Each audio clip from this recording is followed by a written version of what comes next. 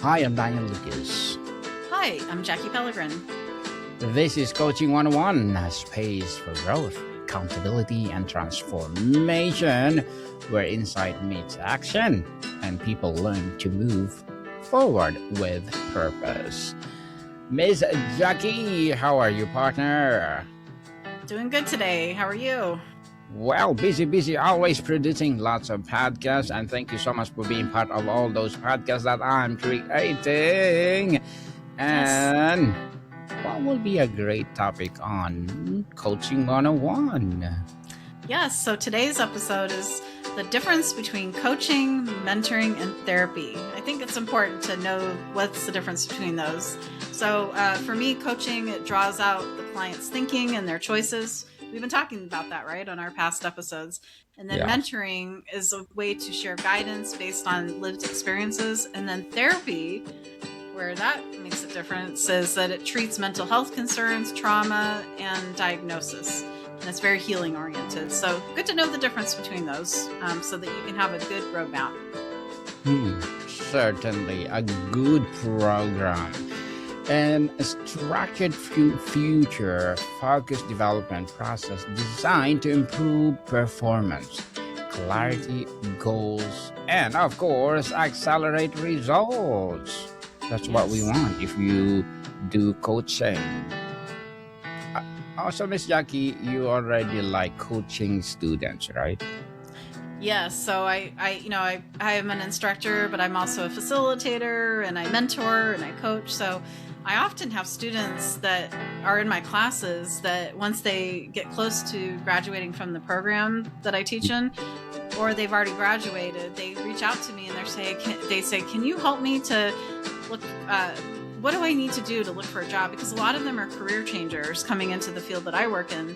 So they don't really know what to look for and how to, like, for example, I taught the introductory course in the program, and a lot of the students didn't know. I've never done a resume for this type of position in instructional design, and I haven't done a portfolio with for an instructional design, type of position. So it's really good because I do feel like I kind of wear those different hats as a mentor, a coach, besides being an instructor as well. So it's fun. It's fun indeed. So, Miss Jackie, what is the single most misunderstood difference between coaching, mentoring, and therapy? Yeah, so I think for me, coaching is where you're helping. I mean, in a way, there is some overlap. So coaching, you're helping the client to reach those goals, right? You're helping them go towards that. In a non-clinical way. So we have to think of that as non-clinical. And then mentoring also is kind of the same way, but you're coming alongside them, but again, non-clinical. And then therapy is where you're actually getting into diagnosis, mental health, things like that. So you go deeper into that. So it's good to know the difference between the three. So you know what exactly do you need if you're someone that needs help, and that way you're kind of going in that right direction with it. Yes. Very well said, Miss Jackie. And what point does a performance issue stop being a coaching method and start becoming a therapeutic one? Oh, that's good. I think if there's, issues that come up maybe in coaching that go beyond the scope of practice of what the coach can do, and it gets more into that clinical mental health type of situation, I think that's when the coach needs to say, okay, now it's time for this part of it, this aspect of it to refer out. It's not that the coach can no longer work with the client, but I think when it comes to some different territories of therapy, I think they need to be able to know when to refer out. So here's a good example, Daniel. When I was doing my, I fell and broke my left foot, and it was really tough it wasn't healing properly. Even though I was going to a doctor to get that taken care of, and he said, well, I want you to actually go to physical therapy, and I want you to get that taken care of, But then as I was going through physical therapy, what I found out is that I was afraid of falling again. So there was something mentally going on inside me. And so the physical therapist, she said, I can help you with the physical part, but when it comes to the mental health part, that's where you need to go to a counselor and you need to seek counseling. So see how that distinction really helps. So yeah, that's kind of where scope of practice really helps. So hopefully that example kind of helps people to know the differences and where you can draw those lines with that. Certainly, Ms. Jackie, beautifully articulated. How can someone determine whether they need accountability, advice, or emotional healing? I think it's good to kind of ask yourself some questions and see where those answers take you, whether it's someone doing that with you, or you just write down those things that are maybe causing issues for you, and then you can kind of determine from there. But sometimes maybe even it's just going to your primary care doctor and just talking to him or her and just saying, here's what's going on in my life. What do you recommend I do? And things like that. And then you can go from there. Or if you have a mentor, if it's more towards coaching and it's not medical or clinical or anything like that, then maybe you have a mentor you can talk to and say, what do you think I could do in that realm? And do you think coaching is the right option for me? So yeah, just kind of see what avenue you need to go down with that. What do you think, Daniel? Definitely, yes. Determining whether you need accountability, advice, or emotional healing requires diagnostic self-honesty. The core distinctions lies in identifying root constraints, its execution, knowledge, or unresolved emotional friction. Right. Yeah. Probably you will ask, you know what to do, but consistently fail to execute. Right? Right. Very true. And your goals are clear, but follow through is inconsistent. Yeah, that's true. Certainly. So is coaching ineffective if unresolved traumas is influencing performance, Ms. Jackie?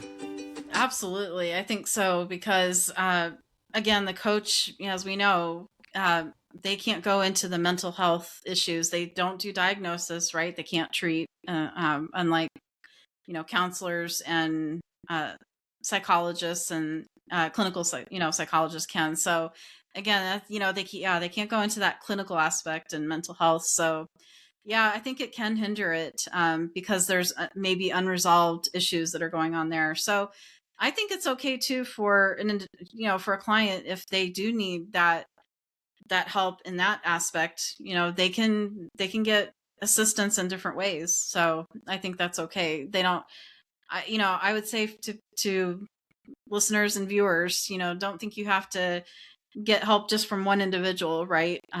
It's okay to reach out to others, like I mentioned in my example, and get help in different ways that are going to give you that holistic, not treatment, but what's the right word I'm looking for? Holistic help that you need, right?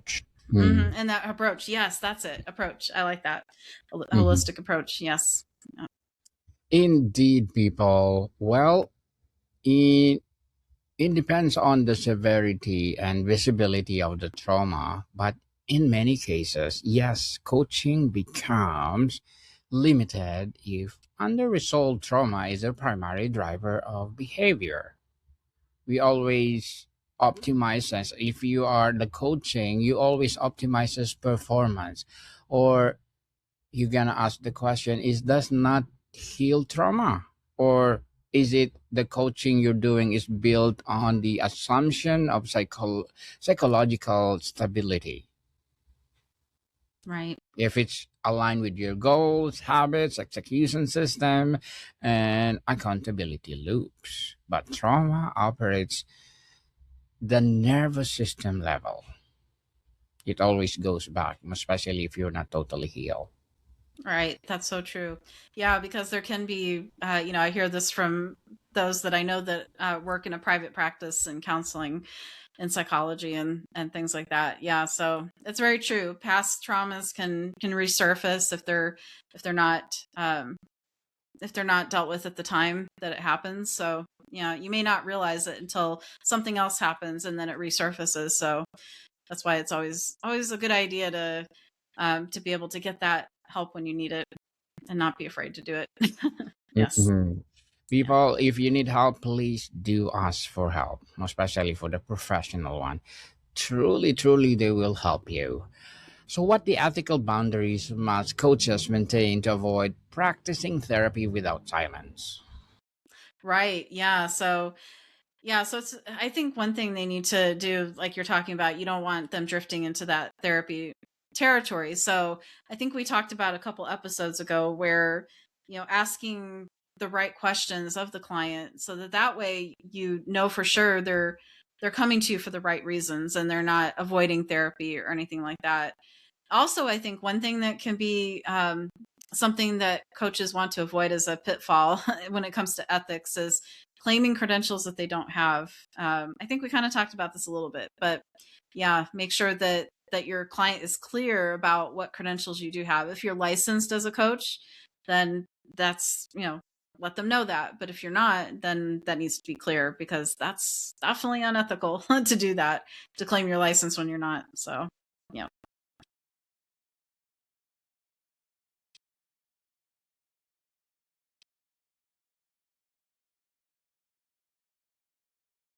Oh, it looks like you're on mute, Daniel.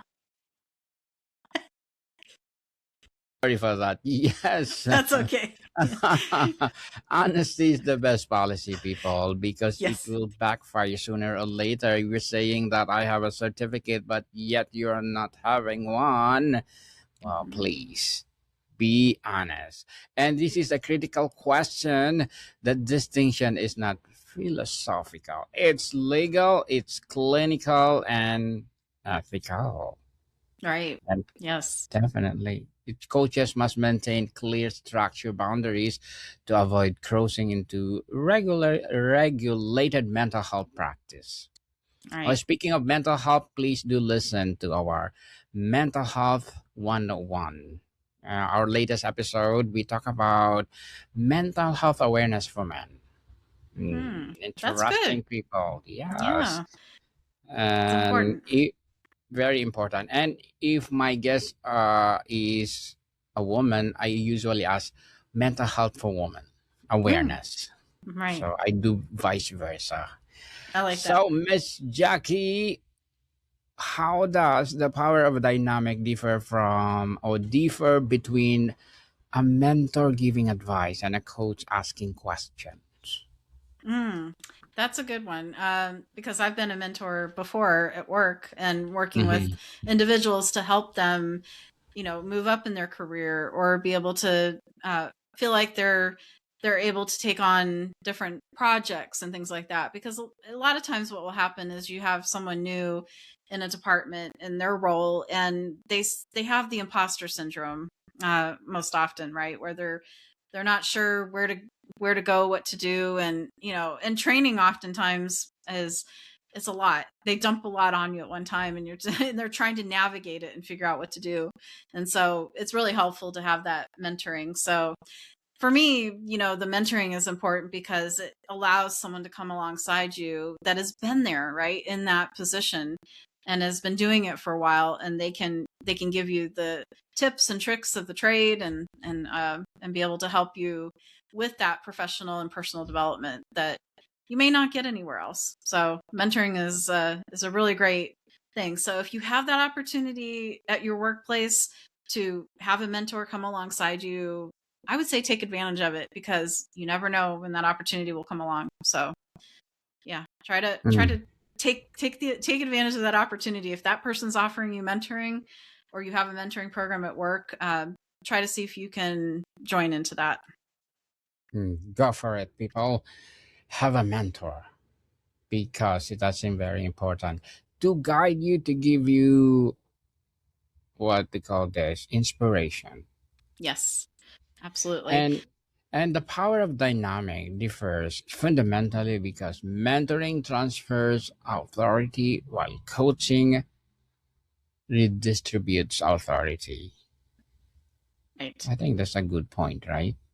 Right. And coaching is for me is oriented on the future, right? Future goals and future priorities, things like that. So, I mean, they're looking at at current, but they're trying to move the client towards something in the future. So, yeah. So I think it's very future focused with that. Certainly. So, what risk arises when a mentor oversteps into psychological guidance? Hmm, Oh, yeah, too much.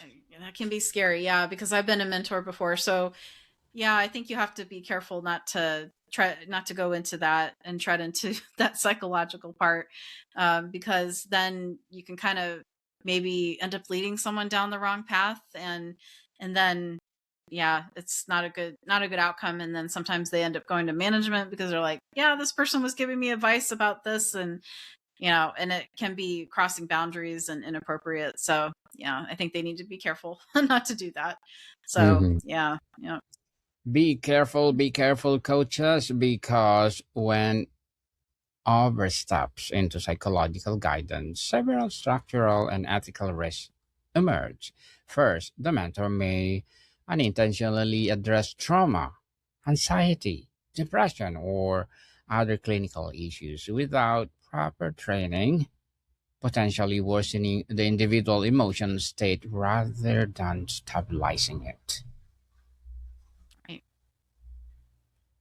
So, Ms. Jackie, how important is scope clarity in projecting both the practitioner and client? I think that's really important, because you want to make sure that the relationship is maintained, right? And you want to make Mm, sure that yeah, that those boundaries aren't crossed, and and everything else. So it's not just about protecting the client, but it's, as we talked about before, there's protecting the coach as well. So it's both sides of the relationship that you want to make sure you maintain and protect. So yeah, I think it's important to do that. both sides, yes. Scope clarity, not optional, people. It's a Right. foundational to ethical practice and risk management. It defines what the practitioner is qualified to do, what the silent can reasonably expect, and where the boundaries of responsibility begin and end. And that is crucial. You know your Right. boundaries. So, in the business context, Ms. Jackie, when should a CEO hire a coach versus seek a mentor? Mm, that's a good question. I think for coaching, I think it's Mhm. really important if you're doing that in the business world, if you want to be able to impact your company as a whole, right? So if you want to be Yes. able to inspire your employees to be able to build that future, whether it's through professional development or it's through personal development or something like that, and you want to be able to have that across the whole organization. I think that's when it's really helpful to have a coach and hire that coach, because there are coaches that can do that, right? They can do that executive coaching. So that's what they call executive coaches. So that's where they can come in to that and really help a department or the whole organization to move towards that and to reach their goals as an organization. But then they can also go into the individual level and help the employees as well, so they can tailor that oftentimes as well. Certainly, in a business context, a CEO should hire a coach when the primary constraint is performance, clarity, or leadership effectiveness, and seek a mentor when the constraints experience or market knowledge. So if the Ooh, CEO understands the strategy but struggles with execution, accountability, decision making, or communication, a coach is appropriate because coaching strengthens the leader internal operating system. absolutely. I like how you mentioned performance. That's really good. Yes, that's a coach is really good for that performance development and performance management, right? Yeah, Mhm. absolutely. You have something that will guide you to success. So people find a coach like us. It will lead you to success. Yes. If you are wanting to have launching a successful podcast and monetize every month, please do contact me and Miss Jackie. We will teach you how to do it. Yes. Nicely done. Well, give you the tricks that make Tips. your podcast successful. Right. Yep. I think what I'm going to do down the road, Daniel, is one of the classes I want to create on Udemy, because I want to start creating courses and monetizing that way too, is Hmm. about podcasting. And Oh yes. there's different ones out there on platforms like Udemy, but I want to tap into something a little bit different. And what's nice about that platform is you can actually do a market analysis and you can see where other similar courses out there, and will my course really take off. So so I've already got ideas for that. So yeah, Awesome. so we'll see where Awesome. that goes. Good luck Yeah. for that, Miss Jackie, and please invite Yes. me wherever something good you're brewing. Yes, I do exactly. have also course on Food 101. It's a basic for culinary courses, and I did already publish. I don't know what is happening, but I'm so busy. So good luck to my course, Food 101. Please, people, visit it. So, how does coaching accelerate decision making compared to mentoring? Is it Mm. something else? Yeah, it can be. I think when I think of mentoring, in the times I have done mentoring in the past, it can be similar because the coaching, or the mentoring that I did was over the course of 6 months, and so I was meeting with the person that I was mentoring for 6 months, and we would meet every other week, and so we had a schedule, and then we.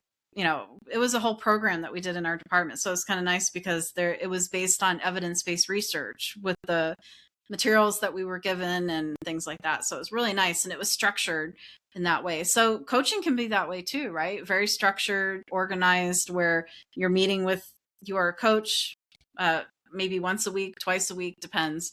And then you're going through that. And sometimes it can last 6 months, sometimes a year. So it all depends. So I think mentoring takes time, and it's not something that should be rushed, just like with coaching as well. Mm. Yes. Slowly, but surely. Baby steps, people. Right. Baby steps. And yes, therapy can significantly improve leadership performance directly by strengthening emotional regulation, which is foundational to executive effectiveness. So, Miss Jackie, to wrap up our discussion for today, Mm-hmm. for someone pursuing high performance, is the optimal path a sequence therapy first, or coaching second, or mentoring throughout? I think the mentoring throughout might be a good option for that. Yeah, I think that might be good. Hmm, certainly. And wherever you will choose people, well, tell us what's the big difference of those three. But for many high performing individuals, the sequence is often effective. But it's not just linear. The optional path depends on the dominant constraint at a given stage of development. Mm, good. Yes. So, Miss Jackie, would you like to plug in something? Sure. So I wanted to leave a takeaway and plug this. So, kind of the way we have those distinctions between these three. I would say if it's healing a wound, that's therapy. If it's building a future, that's coaching. And if it's learning a path, that's mentoring. So that might be a good way to distinguish between the three. So, yeah. Mm-hmm. Yes. Very well said, partner. Very well said. And as usual, can we promote our podcast that we have already brewing many more? Yes, so we have 3 that we do on Friday now, which is AI 101, Tech 101, and then we also do Mystery Stories 101, a little bit of comedy or intrigue sprinkled in there. And then on Saturdays, we do Current Events 101, which is new, and then Coaching 101, which you're doing now, and then coming up is Bible Verses 101. So 6 in total. Exciting. Fix it, Toto. Who knows? We will add 2 more. Pretty soon we're gonna get up to 10, and then oh my goodness, wow. Because we are podcast machine. Yes, people, please do listen to our podcast. We are live every Friday and Saturday. And of course, to all podcasts, our AI 101, Tech 101 is not yet available. Plus Mysteries 101. Yes, Mystery Stories 101 not yet available on podcast. But as I said, we're live through all social media. But people also, if you don't like our live streaming and our podcast itself, we are available on Live 365 and of course Radio Talks in the United Kingdom. So, Miss Jackie, thank you so much for your time. Thank you for joining us, and keep learning. More to come, people. See you soon.